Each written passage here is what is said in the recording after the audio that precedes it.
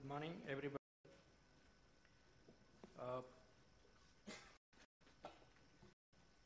We in the education department interacting with the students, with the teachers, and the policymakers.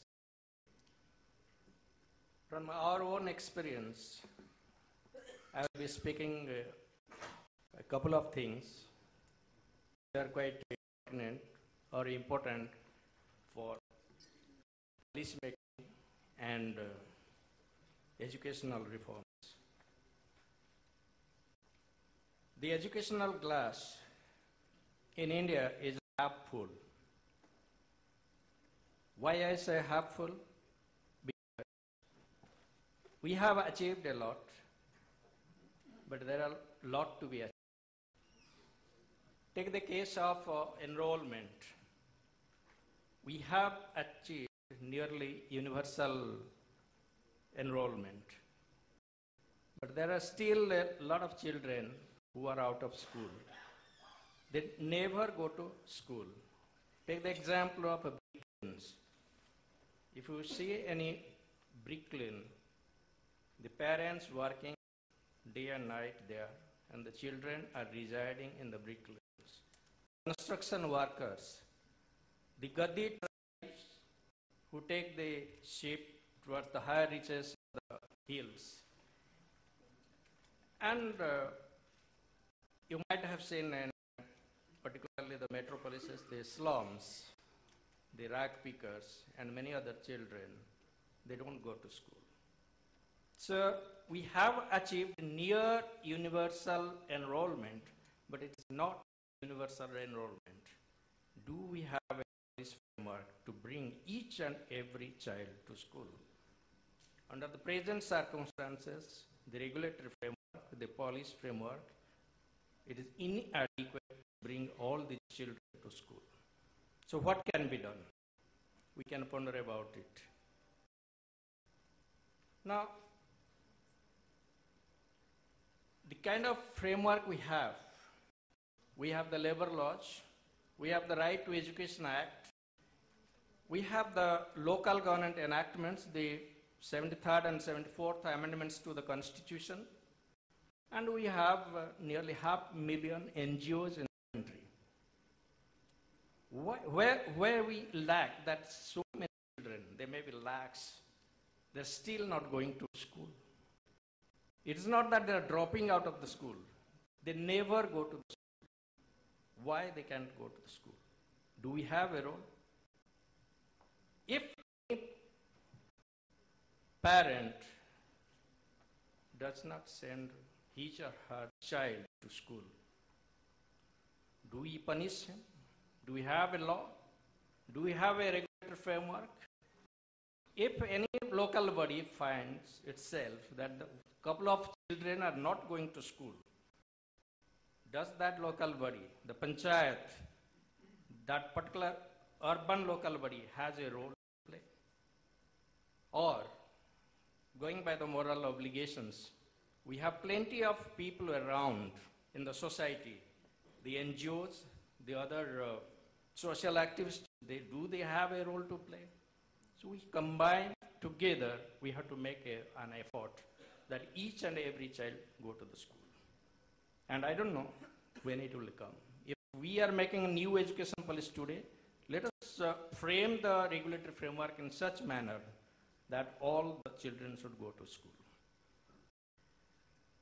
Now, the next step is, once they come to the school, then when they enter in class 1, say 100 children, they enter class 1. By the time they reach class 10, half of them, or more than that, they drop out. Why? Why there is large-scale dropouts? I'm talking about the rural schools, the government schools, ordinarily, because what you will be talking about, like a digital reach to the students, mostly they are geared towards schools, the better off people in the society. What I'm talking about is talking about the people in the margin, your lower middle class, the people who are sending their children to government schools. Why so many children, they drop out? What is the reason behind it? There are many factors. If the school is attractive enough, the child will remain in the school. If a place where I am going daily, I am visiting daily, if the place is interesting enough, is attracting enough, then I will remain there. So the school or the government school is not attractive enough for the children. Why? Our present infrastructure, school infrastructure under the Sarvikya Vision or Rashtriya Madhyamika Shiksha Vision, we have improved a lot. And particularly if I'm here, we take the pride in Punjab that Punjab is the #1 state as far as the school infrastructure is concerned. We have doubts. Our classrooms, buildings enough for the student? My answer is no. But still, there are certain infrastructures required in the schools to retain the children in the school. Toilets. Now, we achieved near universal construction of separate toilets for boys and girls in schools. But who will maintain the toilets? After 6 months, a new constructed toilet will be non-functional if proper maintenance is not provided for. And the primary schools or the schools, they don't have a part-time sweeper or somebody to take care of the day-to-day maintenance. And if plenty of students are using the toilet more than once, then that toilet needs to be cleaned more than once in a day. And there needs to be water supply, continuous water supply in that toilet. Not ensuring that. And when grown-up children, particularly girls, they don't have separate toilets and clean toilets, they hesitate to come to school. There are many other environmental issues in the school which is not attractive enough for the children to remain in the school. Take the case of the language of medium of instruction. There are many marginal societies in the country. We teach in a language which is different from their mother tongue. Take the case of hundreds of tribals in the country. We don't teach in their mother tongue. The teacher who is teaching in those schools, he never uses the, you can say, bilingual method of teaching. He doesn't say, my mother tongue is Odia. In Odisha, there are many tribals. When the tribal student speaks the tribal language in his home and goes to the school, it is Odia. And the kind of is bookish Odia. So if the child finds, you can say, there is no relation of his own language with the medium of instruction, he gets disinterested. Secondly is the kind of book examples we give in the while teaching. We can say A for apple or A for aeroplane. The student who has come from those backgrounds has never eaten an apple. He has never seen an aeroplane. So we give the example A for apple and A for aeroplane. The teacher is not trained enough to give a local example. Why he can't give an example and which is readily available in the school or nearby the school. This kind of training we don't give to the teachers.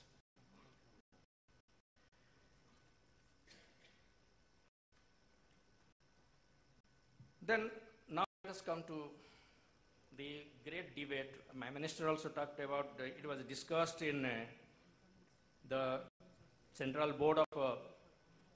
Advisory Board of Education.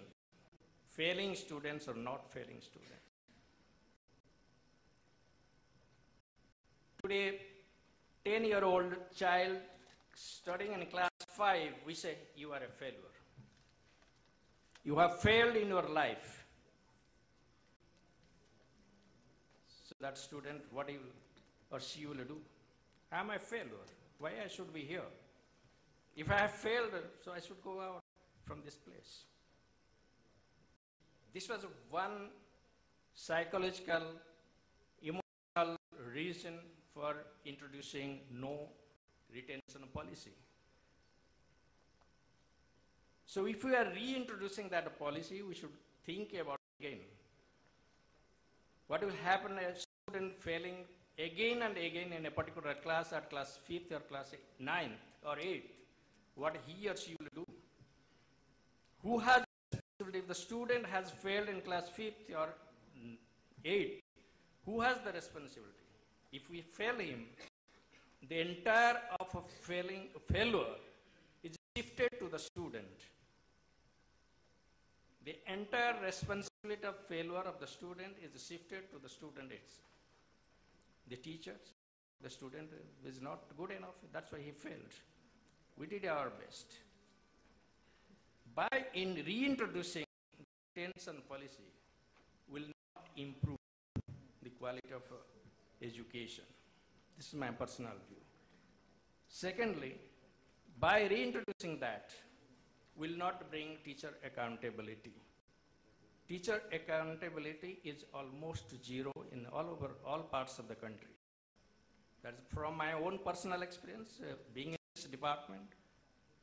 Why the teachers, they don't perform, are required to perform? What is the reason behind it? What are the systemic issues? There are a lot of things. The way we recruit the teachers, the way we use the basic canons of management, reward assessment. What kind of punishment we are giving if a teacher is not performing? Most nil. What kind of rewards we are giving to a good student, apart from a couple of teachers, what kind of rewards we are giving to the teachers? Apart from a good, around 1% of teachers, we give national and state awards. The remaining people, they remain there. So, if the system is such that your method of instruction, the language using for instruction, and the school environment, everything is not favorable for the student to learn. To take interest in learning, that is another way of looking at it. Mere passing is not a big job for any individual. What is the mark required for passing in class 5th or 8th or 10th? 20 marks out of 100, because people get grace marks. Getting 20 marks in any subject, English or mathematics or science or whatever they are studying, social studies, for any average or below average student, it's not very difficult. Nobody thinks that the student will go to IIT or IIM. It is mere passing. Each student has that capability. So if we have not made him that capable of passing, then somewhere we have failed ourselves. It's not the student, the individual who has failed. So we have to look, in our new education policy, we have to look into all these factors which will strengthen the CCA, as well as it can be a combination of retention or non-retention and CCA. When CCA was introduced, there was no mechanism of knowing what the teachers are doing. There is a saying in Hindi, "Jangal mein mor nacha, kaun dekha." The society, particularly in the government schools, has abdicated its responsibility towards the government schools. If your children and my children are not studying in the government school, we don't take any interest in the functioning of the school. The panchayat members, the local body elected members, their children are not studying in the school. So they don't take any interest in the functioning of the school, or the teacher is coming. If he is coming, what he is teaching, what is the learning outcome of the students, they don't take any interest. And we say, oh, why? The parents should take the interest. Yes. They have to earn their daily bread, and they are not educated enough to look into what the student has learned, what is the learning outcome. He doesn't know what is the learning outcome. By this process, what we have created? we have created a perverse privatization. Perverse privatization in the sense that per force, we are forcing the parents to send their children to private schools, whether good or bad. Because the education services we are delivering in the government sector are not good enough. That's why the parents are choosing alternative sources. That is the private sector. It may not be very good. In the rural areas, there are many private schools. Teachers are untrained, they teach badly, but still, because the environment, kind of perception we have, we send the children, whoever can afford, he can send the children to the private schools.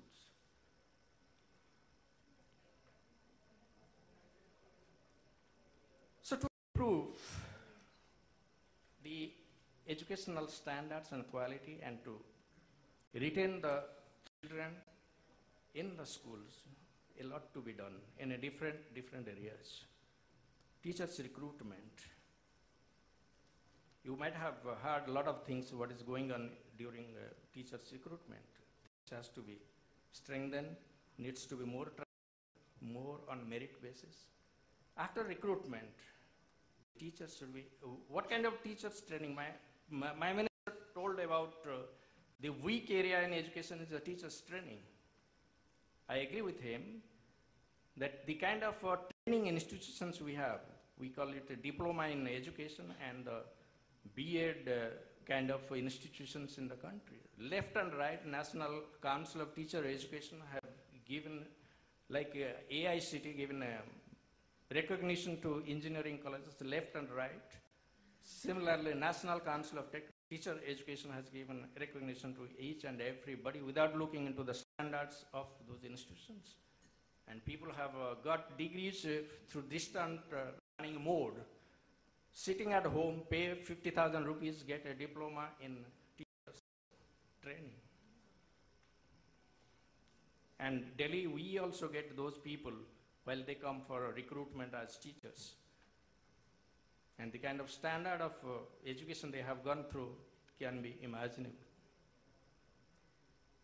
So, teacher recruitment, teachers training, and the other important aspect is educational administrators. We have created a duality system, dualism in administration. Government of India created the two schemes, the Rashtriya Madhyamik Shiksha Abhiyan and the Sarva Shiksha Abhiyan. The funds were given to separately to some societies. So we created a parallel setup.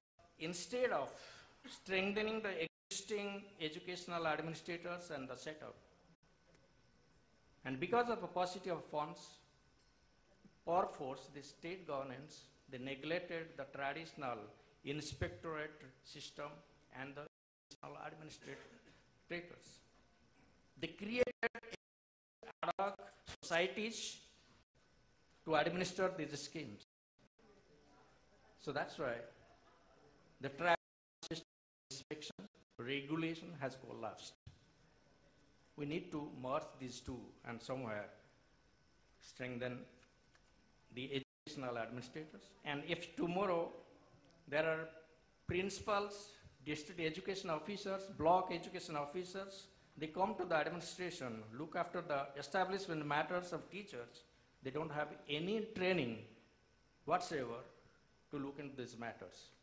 That's why in each state you will find thousands of court cases. Most of the, and in a state like Punjab, we have 4,500 court cases in the High Court. And every day, on any particular day, I have 150 odd contempt cases against me. So most of the time, the principal secretary or the secretary of education will be busy attending to the court cases, not to educational policy or educational administration. It is because of the weak educational administrators. They don't have any capacity to deal with the matters. So these are certain aspects because of my personal working and field experience I shared with you. I hope when we debate for the future educational policy and educational reforms, you will ponder about it. Thank you.